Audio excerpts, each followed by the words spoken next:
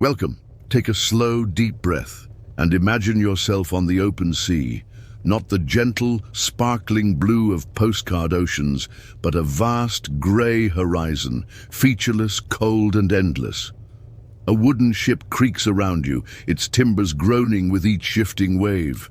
The scent is not fresh or briny, it is thick, with sweat, tar, spoiled food, and something vaguely rotting. Tonight we're setting sail not for adventure, but for the quiet, slow truth of life at sea in the age of exploration. These were the great voyages, those you may have heard about in school. Columbus, Magellan, Drake. But behind each gilded map and glorious landfall were men, tired, starving, frightened, eating biscuits filled with maggots, and hoping the next island might have citrus. Tonight we drift gently through 4 stories, 4 glimpses of that world long past. We begin on the creaking deck of an ordinary sailor's life. Then we'll trace the doomed ambition of Ferdinand Magellan across half the world. Later we'll listen to the whispers surrounding a vanished English colony on the edge of a continent. And finally, we'll step through the silent corridors of a Spanish viceroy's mansion, a place of silk robes, gold goblets, and endless ceremony. So settle in. You don't need to stay awake, just let the rhythm of history carry you, like waves against a quiet hull. Imagine waking up in a wooden box only slightly larger than a coffin. That's your bed. It's wedged beneath the lowest deck, far below daylight, where the air is damp and stagnant, always heavy with mildew and unwashed bodies. You're one of maybe 100 men on a ship, meant to carry half that number. Privacy doesn't exist. Clean clothes are rare. Rats are your nightly companions. This is life aboard a 16th century exploration vessel. You start your day with hardtack. It's not bread, not really. It's a thick, tooth-breaking biscuit baked until it's rock solid. Months at sea have turned it into something closer to chalk. Most sailors learn to tap it first, to knock out the maggots before taking a bite. There's salted beef too, stored in barrels filled with brine so foul you'd skim off the mold before fishing for a piece. The beef is stringy, fibrous, and tastes more of the barrel than the animal.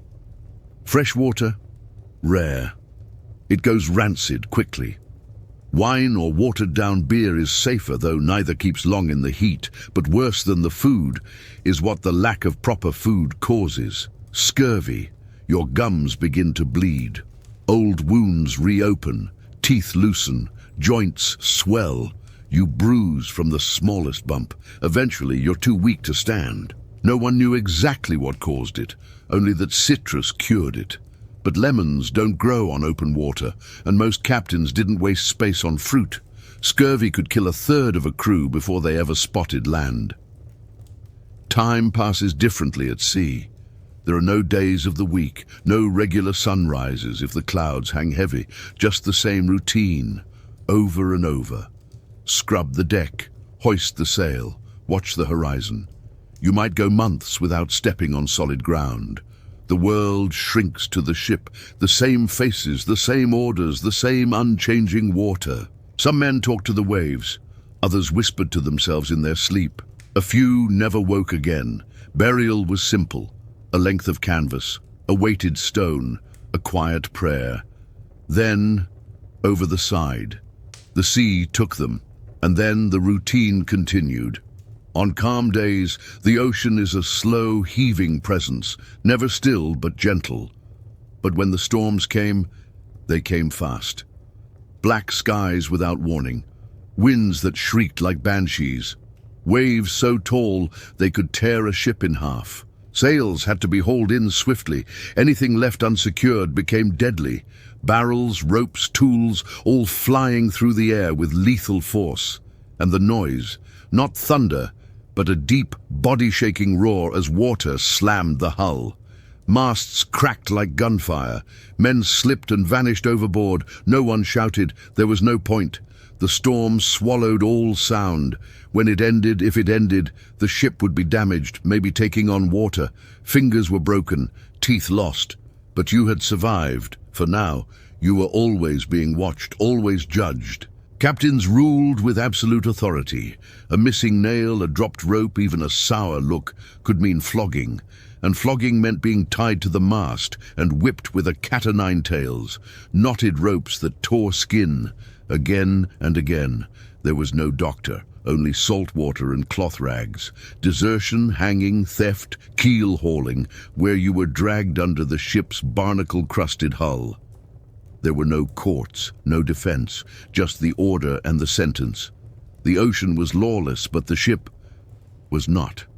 You slept in shifts. Hammocks swayed with the ship's motion, sometimes dumping you on the floor during sudden swells.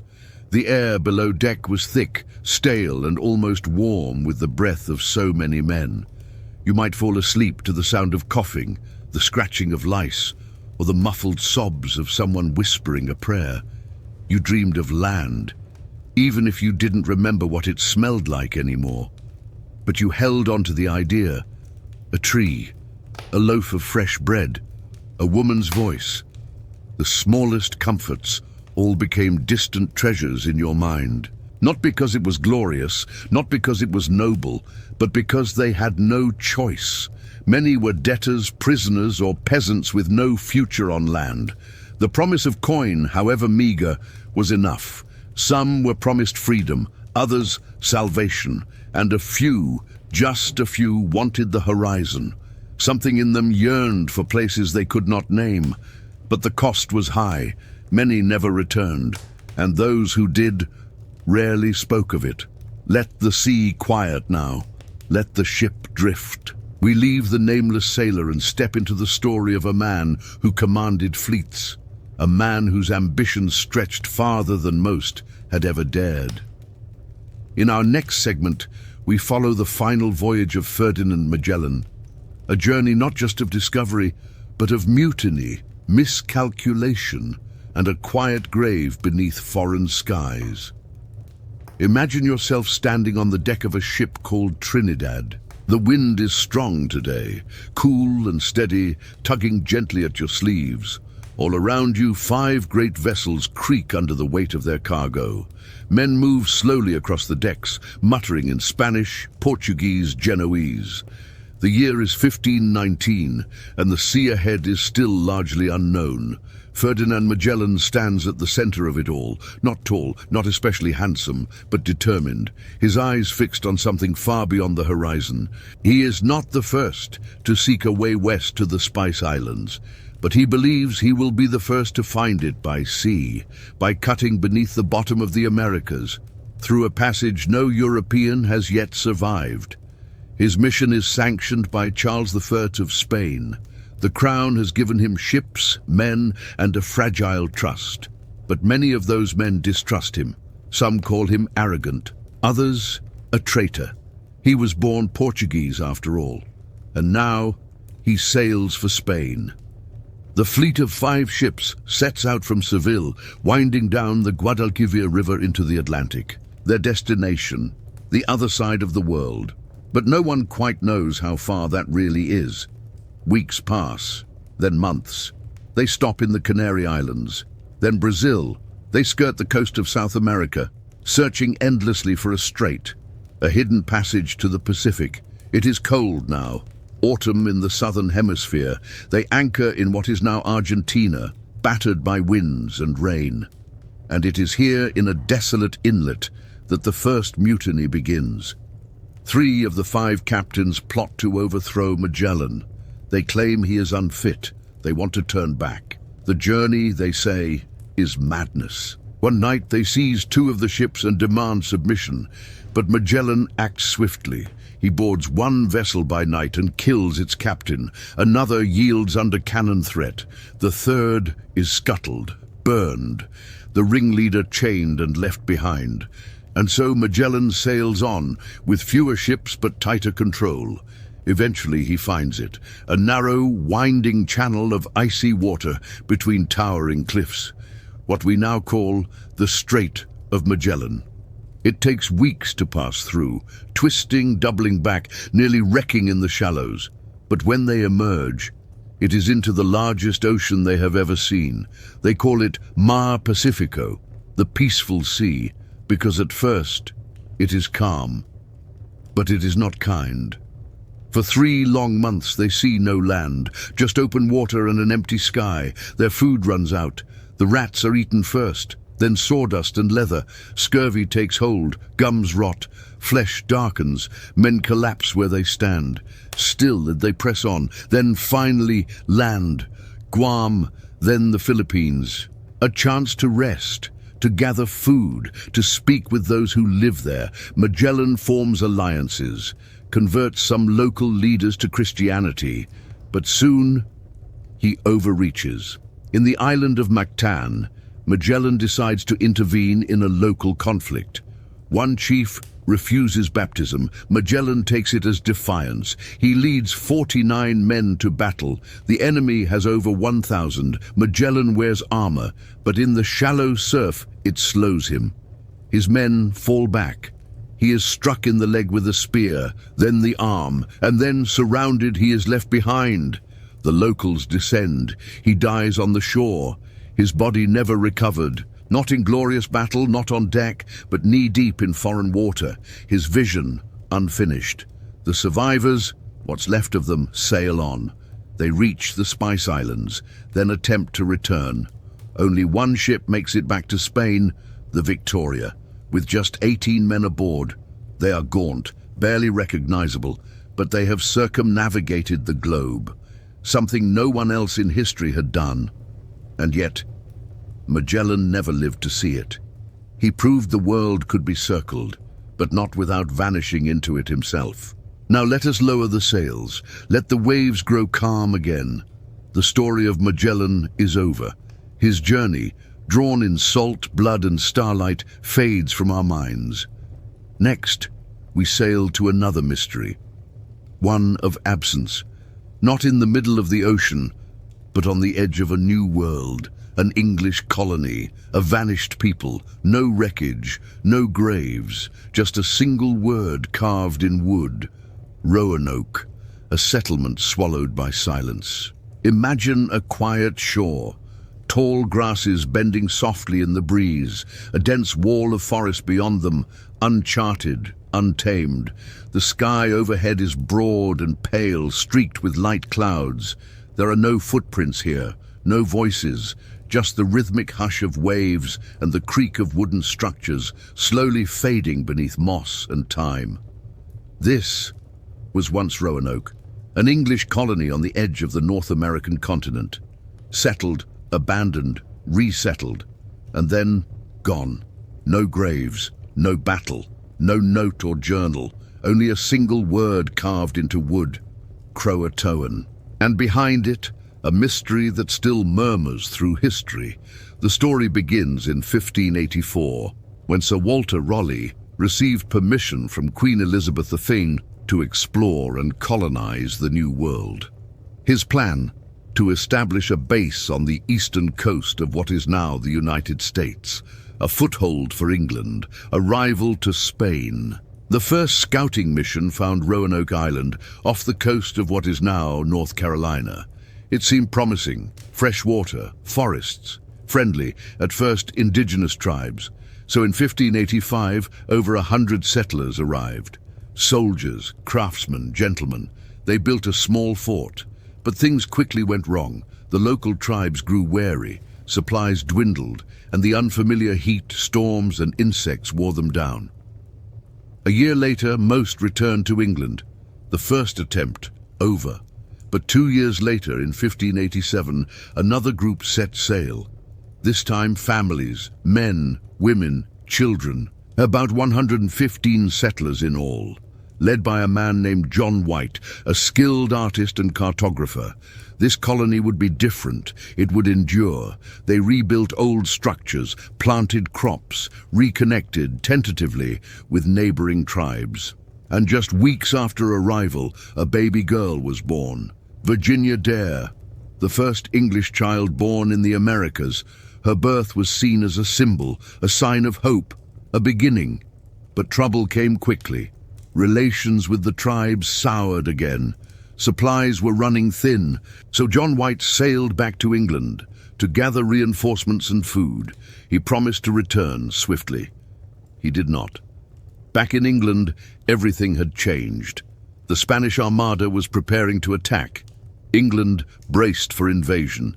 Every available ship was seized for defense. White pleaded for a return voyage. He was denied, again and again.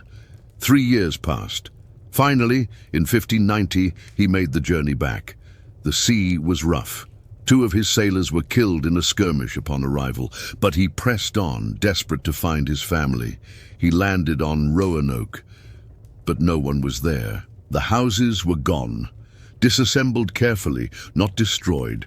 No signs of violence, no graves, just quiet, and a word carved into a tree, Croatoan, the name of a nearby island and of a friendly tribe.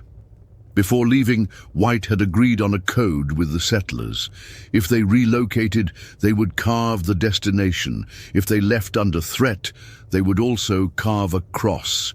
There was no cross, but White was never able to search Croatoan Island. A storm damaged his ship. Supplies were failing. The crew refused to continue. He was forced to sail back to England, never seeing his daughter or granddaughter again. Many theories drifted forward in the centuries since. Some believe the settlers did as the carving suggested, relocated peacefully to Croatoan Island and integrated with the local tribes. Others suspect they perished, starved, killed, or scattered. A few Native American oral histories speak of light-skinned people joining their communities, taking new names, learning new ways. Archaeological efforts have turned up some suggestive findings, fragments of European tools, pottery, and ornaments found inland. But nothing conclusive. No full skeletons, no journals, only pieces, echoes. What makes Roanoke so haunting is not what we know, but what we do not. A colony vanished, without fire or war, without letters or last words, only footprints into the trees. Only silence, and a carved name weathered by rain, wind, and time. The leaves rustle now. The last ember of the settlement dims. Let the mystery remain unresolved. Let it rest, as the settlers did. In our final segment, we step away from the edge of survival and into a world of wealth. Stone villas, silk curtains, silver trays. We enter the mansion of a Spanish viceroy, a colonial ruler whose world stood in polished contrast to the sailors and settlers who made it possible.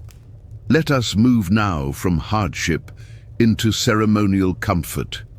Imagine yourself stepping through a heavy wooden doorway into a world far removed from storm-battered ships and vanished settlements. Your feet touch polished stone, cool, echoing. The air is dry, scented faintly with burning incense and citrus oil. Light streams through high arched windows, diffused by linen curtains so fine they almost vanish in the sun. This is not Europe. This is the Spanish Viceroyalty of New Spain, or perhaps Peru, and you are in the home of a viceroy, a man appointed not by local decree, but by the King of Spain himself. In this hemisphere, his word is law. Here, we trade salt water and hunger for velvet and ceremony, for brass bells and feathered fans, for luxury, layered on ritual, layered on fear. Let us walk the halls of this world for a while, a world carved from conquest and burnished with gold. The Viceroy's residence is not simply a home, it is a symbol. 2 floors, interior courtyards, arched balconies overlooking manicured gardens, rare pockets of green in cities of stone and dust. Inside, painted ceilings, tiled floors imported from Seville, oil portraits of kings, saints, and ancestors. At the entrance, a small army of servants and guards, liveried, silent, ever alert. Every detail speaks, every gesture matters, even the shape of the door hinges or the weight of a goblet quietly reinforces one message. Spain rules here. Before dawn, the mansion stirs. The kitchens begin their quiet rhythm. Stone ovens kindled, breads kneaded, chocolate ground and frothed. By the time the Viceroy rises, dressed by attendants in silks and starched linen, a tray awaits. Rich coffee or thick drinking chocolate, sweetened with cane and spiced with cinnamon brought by galleons from Asia. Breakfast is not hurried. Nothing in this house ever is. He reads dispatches from the provinces, sealed letters with careful handwriting, reports of tax collections, harvests, disputes, occasional whispers of unrest. Later, a priest arrives, then a scribe, then an advisor. The day unfolds not in action, but in presence. Every hour measured, deliberate, controlled. Life in the mansion is not private, it is observed. Every movement of the Viceroy, who he meets, how long he lingers, what he wears, is noted and often recorded. Ceremonies are frequent, visits from nobles, bishops, captains, envoys from indigenous rulers. Each guest is met with pageantry, golden trays, bowing stewards, layers of etiquette inherited from both Moorish Spain and imperial Rome. When the Viceroy speaks, he does so softly, but others lean in to hear. He rarely raises his voice. He doesn't need to. Power flows not from volume, but from stillness. Behind the public rooms lies a softer space, the private wing. Here, the Viceroy's wife, if he has one, organizes her own world of letters, prayers, and visits. A salon of delicate politics. Children, if present, are tutored privately in Latin, manners, and religion. Their lives measured out in ink and embroidery. A garden beyond the wall offers shade and stillness. Orange trees brought from Iberia drop their fruit quietly. Peacocks wander under fig leaves.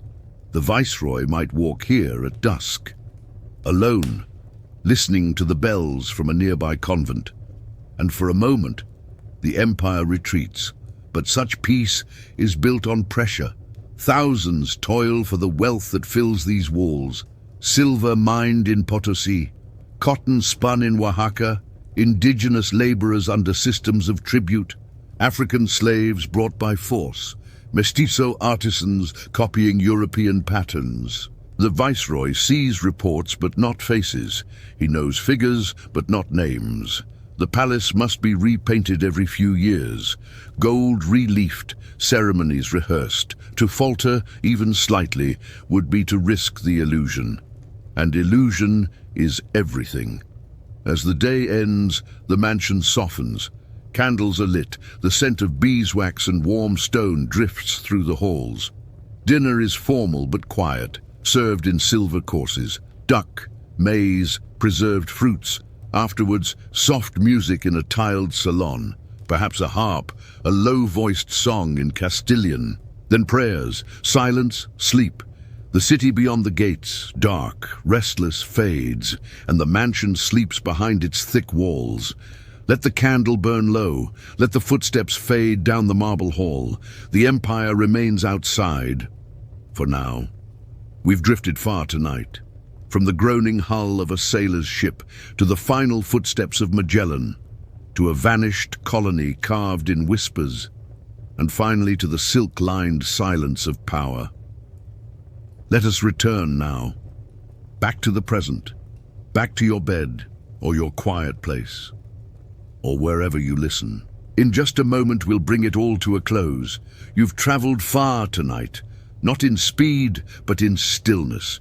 From the decks of ships lashed by rain, to a Portuguese captain lost in the surf, to a vanished colony with no last word, and finally, into the echoing halls of power where even silence was rehearsed.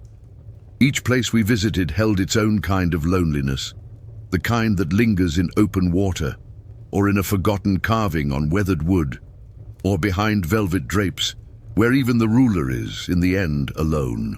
History is not made only by kings or explorers. It's made by those who rowed the boats, who cooked in the dark galley, who waited for letters that never came.